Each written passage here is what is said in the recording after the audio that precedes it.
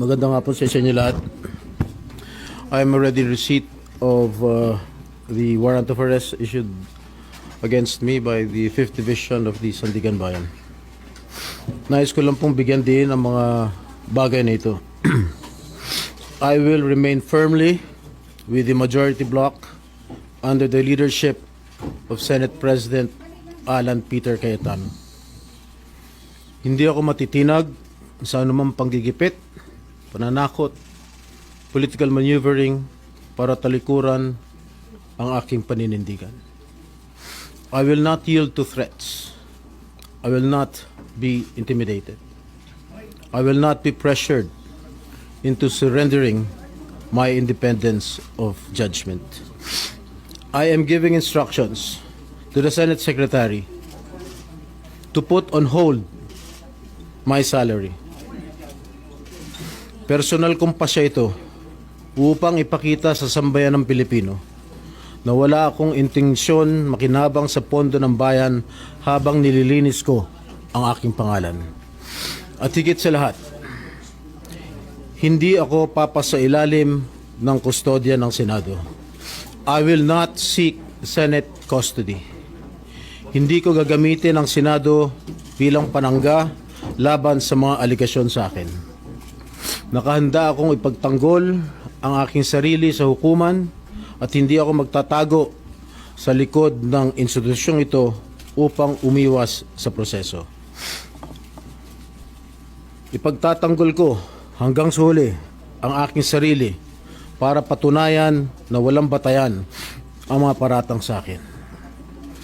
Kalokohan ang lahat na ito. Mismo ang Senate Legislative Budget Research and Monitoring Office o LBRMO ang nagsabi sa Ombudsman na wala silang anuman dokumento o record na nagpapakita na ako ay nagpasok ng anuman insertion sa 2025 national budget. Ang mahalagang impormasyon nito ay kinilala pa mismo ni dating Senate Blue Ribbon Chairman Senator Panfilo Lacson bilang isang makabuluhang ebidensya na sumasalungat sa mga aligasyong ibinabato laban sa akin.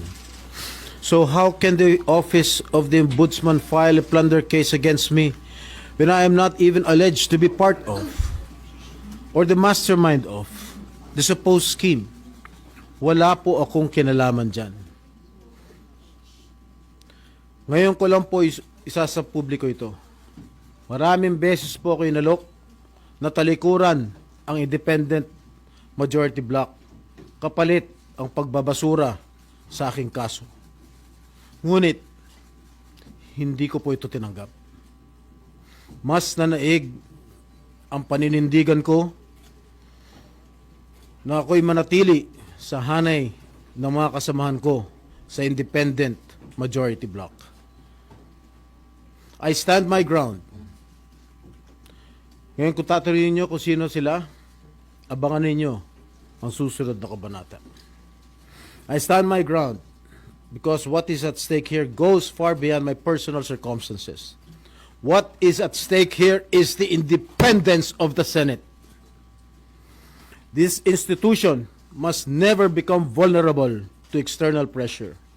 It must remain free from political coercion, free from undue influence, and free from any scheme designed to weaken its constitutional role as a co-equal and independent branch of government.